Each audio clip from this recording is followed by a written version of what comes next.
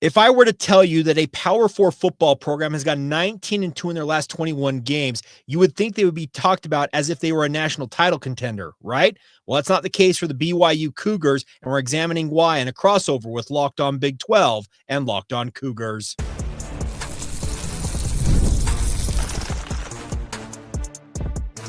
You are Locked On Cougars, your daily podcast on the BYU Cougars, part of the Locked On Podcast Network, your team every day.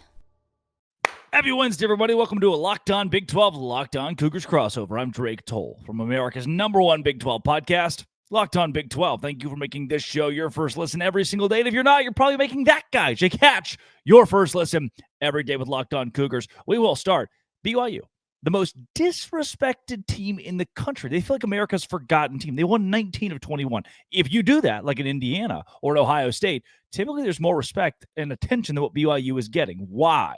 Then, what does this game mean for the Big 12? A new school Big 12 squad in the top 10, leading the conference, going on the road against an old school Big 12 squad, and America is watching. Is that good or bad for the future of the Big 12? And finally, Aaron Roderick.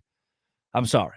I owe him a Christmas gift. I owe him a card, at least something, an invite, one of those round, circular cinnamon rolls. I'll send him something. My bad, A-Rod. If you hit subscribe, we get to keep our jobs. Hatch, 19 of 21, man. That's what I've heard thrown around a lot here recently, but the country still is not talking about BYU. Does this feel like the most forgotten elite team in college football?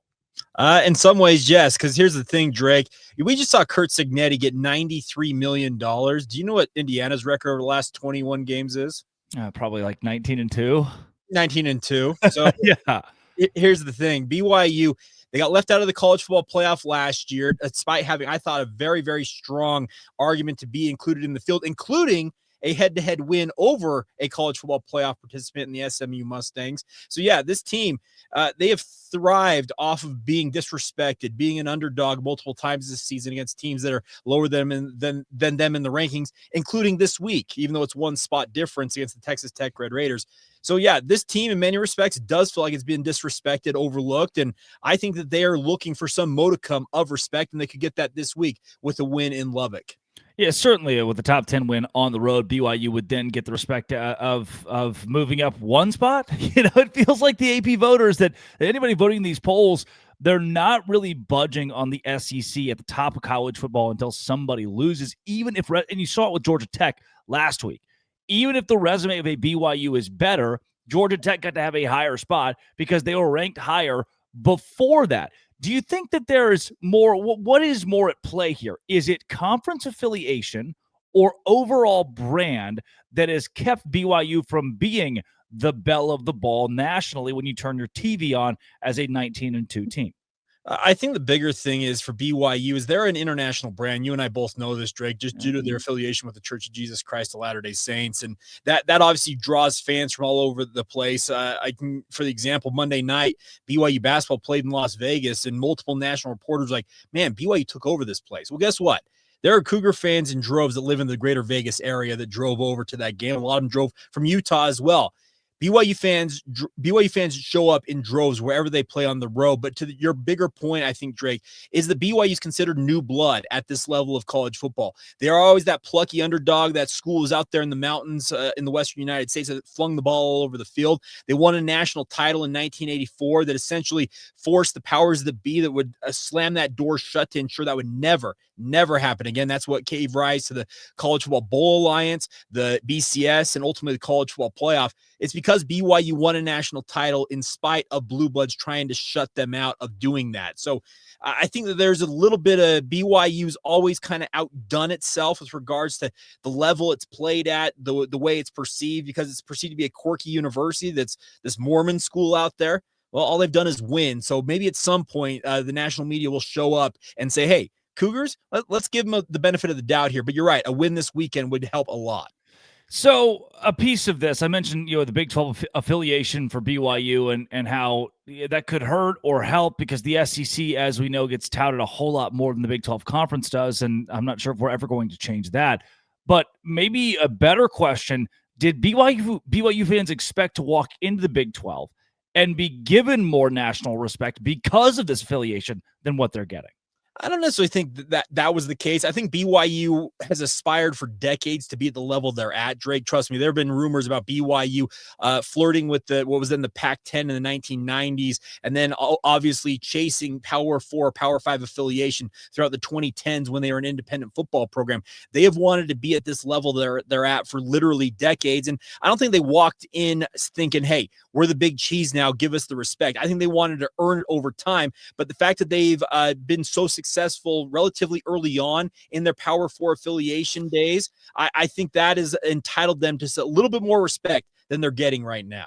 Certainly, I think more respect is warranted. Have you seen since joining the Big 12, this happen to another team at the same level where you think, I wish I was them, we wish we had that kind of respect?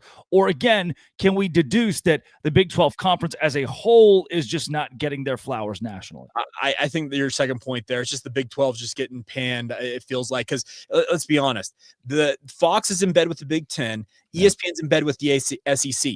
Who does the Big 12 have affiliation with? Well, both of those networks. And the simple fact of the matter is, when you're in bed with one of these networks or the other, they're always going to be the pride and joy because you want to pump up that other conference, whereas the Big 12 is that redheaded stepchild to a degree. So I do think that the conference affiliation and the lack of having a national partner that wants to promote them at all costs, it seems like, is hurting BYU in the Big 12. It's a problem overall, the way that this thing has panned out, and as far as Big 12 coverage goes, and maybe TNT can be a player if Fox feels like that it can step up and do a little bit more with the conference. They could be a player. ESPN giving College Game Day to the Big 12 2 weekends in a row is at least a step in the right direction. Having games like this, top 10 matchups between BYU and Texas Tech, and the hope that the playoff committee or the AP poll will not bump either team that loses, because you're either going to have a 2-loss Texas Tech team that just lost to a top 10 opponent, or a 1-loss BYU team that lost a top 10 game on the road. But as we know, those polls are swayed when the SEC logos and brands are near the top. Coming up, that game, let's go in depth on it. From injury reports to the magnitude in Big 12 history. BYU, Texas Tech, complete breakdown here on Locked On Big 12, Locked On Cougars crossover. First, today's show is brought to you by FanDuel. FanDuel is exactly where I go during the NBA season. If you're watching the Utah Jazz, Keontae George, there's no better place to get in on the action than FanDuel, the official sports betting partner of the NBA. Even if you miss the start of a game, want to ride the hot hand, FanDuel has live bets on everything, who will score next to fourth quarter comebacks. Plus, combine your live bets into a same-game parlay for a shot at a bigger payout. Keeps every game exciting, especially when your team's making that late push. Right now, FanDuel is giving new customers $300 in bonus bets when your first $5 bet wins. Head to FanDuel.com to sign up and play your game with FanDuel, the official sports betting partner of the NBA. FanDuel is exactly where to be. Go to FanDuel.com. Do it today. Jake Hatch of Locked On Cougars. I want to talk about the magnitude of the game between BYU and Texas Tech and this new era of Big 12 play with 16 teams and how this game affects the conference's standing amongst the country. But first, maybe the biggest storyline that I've heard between two fan bases, Texas Tech and BYU, that really know ball, is injuries. BYU, an extra week to get healthy, to rest LJ Martin in the depth chart. Then Texas Tech, seems like every week, a couple times, Jacob Rodriguez has been a little banged up. You're wondering from the defensive line standpoint, is Tech as strong as they were 5-6 weeks ago? From your assessment, are we getting the best of these two teams, or a pieced together version of this game? I think you're getting close to it. I'll tell you, BYU against Iowa State, Drake, came out of the game just absolutely beat up. I'm talking from Bear Bachmeier to Jack Kelly to Isaiah Glasker to Tanner Wall to LJ Martin. Obviously, all of them needed some time off. And that extra week, that bye week, was much needed for the BYU football program because they had an early bye. It was a week, 2 or 3, whatever it was. And they played a lot of games in the interim after that first bye. They needed a break. But Texas Tech, they got Baron Morton back. Very much looks like at the peak of his powers. You mentioned Jacob Rodriguez. We'll see what happens with regards to his status, but still have David Bailey. They still got maybe the best 2 edge rushers tandem in the entire Big 12, if not the country. So I think we're getting as close as you possibly could hope for as we kick off the month of November here with these two teams. And you need the best of these two on the football field to showcase what the Big 12 can do. And I think Jacob Rodriguez has consistently gotten healthier. Like there are blips for everybody in college football where you wonder, okay, can you continue to do it? And when the guy's got, I think it's 74 tackles and 7 forced fumbles alone right now, like, yeah, it's going to hurt. It's not going to feel very good. He's got video game numbers and deserves to be in the Heisman conversation. And that's just another one of the many storylines we're going to get Saturday. Heisman caliber linebacker versus true freshman quarterback, and College Game Day is here. Yeah. Is a top 10 matchup between Texas Tech and BYU indicative of what the future of the Big 12 is? I sure hope so, because the nice part is you already kind of referred to it. It's kind of the old guard versus the new guard here, because we have 8 holdovers from the old Big 12 conference. And now you have 8 newcomers over the past 2 years who have joined this league, or 3 years, I should say. And the nice part is you're watching some of that new blood in BYU going up against one of the OGs in the Texas Tech Red Raiders. They're two fan bases that you mentioned, no ball. They love their teams, and they're in. They're locked in with their diehards. And I love the fact that these are 2 bigger brands, if not the biggest brands in the Big 12 conference, because you look at what they're doing in NIL, their capability of spending money and bringing in top tier talent, both coaching and player wise. This is a really, really fun game to have on the national radar, because I truly believe it's the game of the week. It's getting the College Game Day experience. Herb Street and those guys are calling the game. So yeah, it's a fun spectacle to be a part of. We keep saying biggest game of the year, and it could have been Utah versus Texas Tech. It could have been BYU and Utah. It could have been Utah and Cincinnati. Mm-hmm. Were all of those hyperbolic biggest games of the year when compared to Texas Tech and BYU truly earning that moniker? I think hyperbolic might be too strong of a term, but they were big games. They were intersectional games, probably the term I would use along the path here. But when you have the 2 appears to be best teams in the league going head-to-head, national game, as I mentioned, with 2 top 10 teams, I don't need to mention this to BYU fans, because I've already talked about it ad nauseum. This is the first time, Drake, in BYU's 101 years of playing football, that they're playing a fellow top 10 team in a football game. This is history for BYU, and it's in some ways kind of history for this new look Big 12. Having 2 teams on the national stage are going to duke it out, and whoever wins it very much is probably going to be in the driver's seat to win the Big 12 conference, but it also could set up a potential title rematch in Arlington, Texas in a month's time, which could also be maybe a second game of the year, if you want to call it that. Here's a hard question. This question is probably more for me than it is you. That's okay. BYU and Texas Tech squaring off in the biggest game in the Big 12. Mm-hmm. Would it have been more advantageous for this conference if recency bias is at play at a school like Kansas State, who has a recent Big 12 championship, and say Oklahoma State, who was in that title a couple years ago against Texas? If K-State and Oklahoma State were both top 10 teams, if they get to flip spots and be where BYU and Texas Tech are, is that better? I'm going to add an addendum to this. Is it better for the conference? Reason being, BYU, obviously the new blood of the Big 12, hasn't won a Big 12 championship, and they were 5-7 year one. And for most of the country, it's, that's that new Big 12 school. And for Texas Tech, they haven't won a Big 12 championship ever. And so, we're looking at 2 teams that are, once again, this is the changing of the guard in conference play, where we keep talking about 2 more teams, 2 new teams that are in the Big 12 championship year in and year out. Would it have helped the conference more if you built mainstays out of Oklahoma State and Kansas State who felt like they were at the top?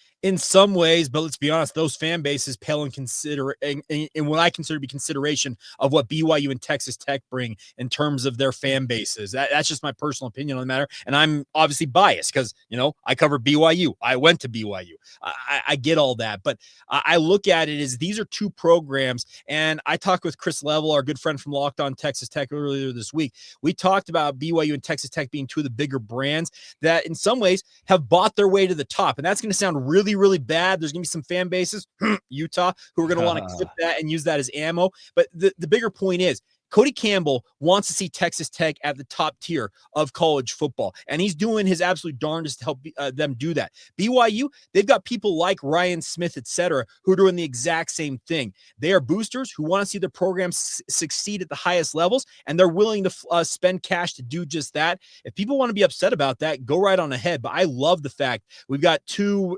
newcomers in a way doing what they're doing on the national stage. Yeah, I think overall, because of the size of the fan bases, this is good for the Big 12. And a big piece of that comes from In Manhattan, Kansas, the same as it is in Ames, Iowa, it is much tougher to be able to facilitate high-level college football. That's not a knock whatsoever on those fan bases.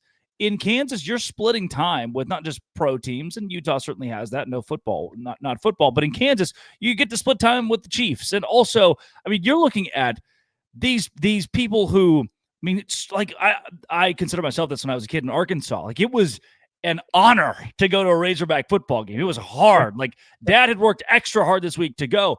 Ticket prices and everything stacked against you in Manhattan, Kansas. It is tough to cheer for a team, especially one that is 4-4. So I don't want to say the fan base is worse at Kansas State, but they're at a larger disadvantage, or at Oklahoma State, but they're at a larger disadvantage, just as passionate as Texas Tech and BYU, but a larger disadvantage because of regional factors to the painful, gross growth of college football where it's going, whereas Texas Tech is not even really in Texas. Yeah. They're in West Texas, which is its own state. It's why the state is so big. You can get from El Paso, the furthest western point of Texas, you can get to LA faster than you can get the furthest eastern point of Texas. It's this whole, you have to cut the thing in half, and Tech gets its own little side of the state over there. So they get to rule. It's all, they even say it, it's all West Texas. They get to have that. For BYU, it is the flagship university of one of the fastest growing faiths in the world.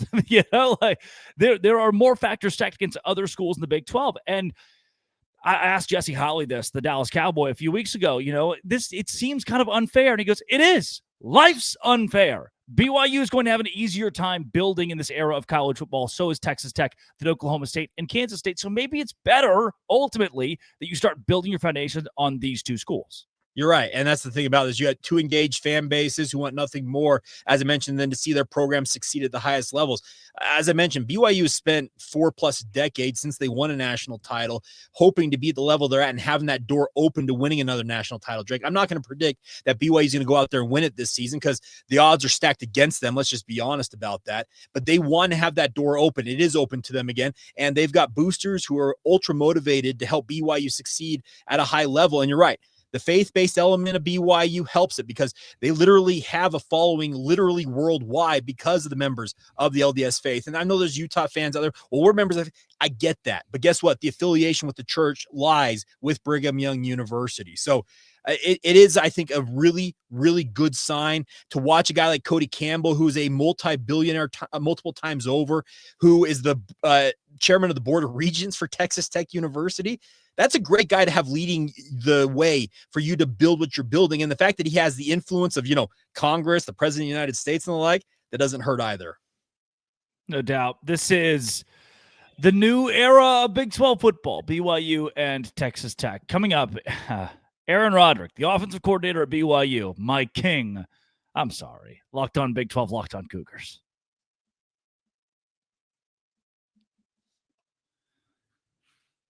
Hat off. Hand up.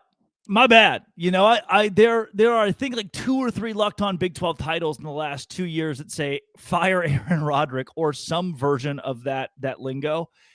And man, after not just the Iowa State game where you lose LJ Martin, you're starting running back, and have to turn Bear Bachmeier into Superman, and somehow as an OC meticulously craft an offense mid-game without your star running back that is both conducive to a freshman quarterback but gives Bear Bachmeier the ability to go out there and be a star and win the game. Like, not only that, but he's doing it week in and week out, battling injuries and 18, 19-year-old quarterback, the Retzlaff situation, the wake of that, building an offense. Aaron Roderick should go from Locked on Big 12's most fired to Broyles award-winning candidate. I think what he has done as an OC this year cannot be overlooked. And there may be a couple BYU fans who are like, ooh, reluctantly, yes. But it's hard to deny at this point. Well, so Drake, I have had my real estate built on Roderick Island, to call it that, for a long time. And you and I have talked about this a lot. And trust me, I know I was sent the screenshots of the titles you put out there. I was on the kind of the opposite side of the gulf. I've always been an Aaron Roderick fan. I've always believed that he is very capable at what he's doing. And I'm not trying to call you out here, but what he's proving is he's a very good offensive mind. And I know that he's had a bad rap from some of the failures of the past, but you can't argue with what he's done with his quarterbacks. He's put 3 of them in the NFL. He's got a guy like Bear Bachmeier, who's a true freshman, looks like he might be the next great thing in Provo, Utah, a school that is very, very well versed in top tier quarterback play. So yeah, he deserves his flowers, his laurels. He deserves some apologies as well along with that. It's me. I'm apologizing to A-Rod, and based on what he's put together this year, I think like Bear Bachmeier has 9 rushing touchdowns. Yeah. That takes a combination of like cojones, serious cojones, and trust in a freshman QB to run him the way that Roderick has in both design runs and to trust when the pocket breaks down. Bear, you have the green light. Go carry Utah football players into the end zone and score a touchdown if able. It's what maybe give me a little bit of grace here. What was I missing a year ago, whether it was the Kansas game or the Arizona State game? What was the country and the BYU fans who wanted him gone? What were they missing? It was failures in the red zone, but that I say this all the time, Drake. Coaches call plays, players make said plays. And Jake Retzloff, I think he's a fine quarterback. I use the term all the time. He was a good quarterback playing at a university that's used to great or elite quarterbacks. You can look through the history of BYU football. Jim McMahon, Steve Young, Ty Detmer, John Beck, Jaron Hall, Zach Wilson. They have had top-tier quarterback play for literally decades. Jake Retzloff was a good quarterback, but you don't have to look much further than some of the failures he had in the red zone. The 100-yard pick six against Oklahoma in 2023, when look at BYU was finally going to seize control of that game. There were multiple instances a season ago when, a lot of people wanted to put the blame at Aaron Roderick's feet for a bad fade pass thrown by Jake Retzloff in the end zone. Players make plays, Drake. Coaches call said plays, but the other thing is Kalani Sitake. I can tell you that he has said it on the record this season. The most reviled / hated person in BYU is going to be the offensive coordinator, and that's not a recent development. Trust me. Norm Chow is one of the great offensive coordinators in college football history, Drake, and I'm telling you, you can ask anybody who's of a certain age in Cougar Nation that Norm Chow's job seemed to have a referendum on it every single week, even though BYU had a Heisman Trophy winner. They won a national title. What did they want? Hey, we need to get a new offensive coordinator in here. It's par for the course.